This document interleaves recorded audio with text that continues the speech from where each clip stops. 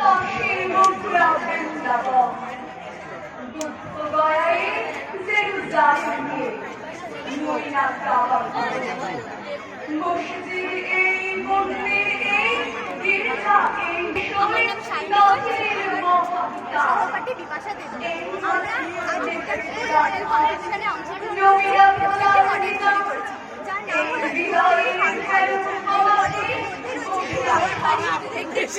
একটি পার্ক,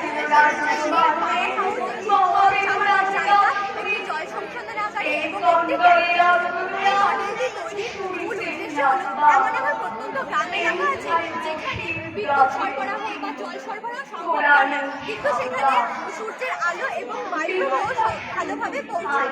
এই মডেলটি কিন্তু বাইরে থেকে কোনো সাহায্য পাচ্ছে না, এই জন্য এই মডেলটিতে যে সকল জিনিস ব্যবহার করা হচ্ছে সেটা পুনরায় সংশোধনের মাধ্যমে ব্যবহার করা যাচ্ছে। যেমন ধরুন জলকে সোলারের সাহায্যে পাম্পটা চলছে এবং পাম্পটা কুয়োর থেকে জল নিয়ে বাড়িতে ব্যবহার করা হচ্ছে, সেটা পাইপের সাহায্যে গোয়ালঘর এবং চাষের জমিতে ব্যবহৃত হচ্ছে। যে অতিরিক্ত জলটা থেকে যাচ্ছে সেটা পাইপের সাহায্যে জল সংশোধনের আগে আসছে, সংশোধন হয়ে ট্যাঙ্কে স্টোরেজ করা হচ্ছে। আমাদের মডেলটিতে রয়েছে একটি গোয়ালঘরে গরুর যে বজ্র, সেই বজ্রটা পচিয়ে জৈব গ্যাস উৎপাদন করি, এর ফলে আমরা বিদ্যুৎ উৎপাদন করতে পারছি।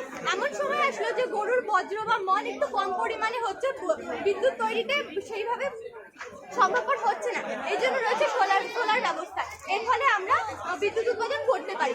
এমন সময় আসলো খুবই মেঘলা ওয়েদার বা সূর্যের আলোটা সোলার ভালোভাবে নিতে পারছি না, তার জন্য রয়েছে আমাদের উইন্ডমিলের ব্যবস্থা, এর সাহায্যে আমরা বিদ্যুৎ উৎপাদন করতে পারি।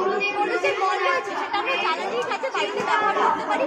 এছাড়া গরুর মল বাড়ির বিভিন্ন যে পচা জিনিস সেটাকে আমরা এক জায়গায় রেখে সেটাকে পচিয়ে হচ্ছে সার হিসেবে জমিতে ব্যবহার করতে পারি। এর ফলে কি হচ্ছে, এখানকার মানুষ সুস্থ এবং পুষ্ট খাবার খেতে পারছে, এর ফলে মানুষের বিদ্যুৎ চিন্তা ভাবনা বৃদ্ধি পাচ্ছে এবং সুস্থ স্বাভাবিক জীবনযাপন করতে পারছে।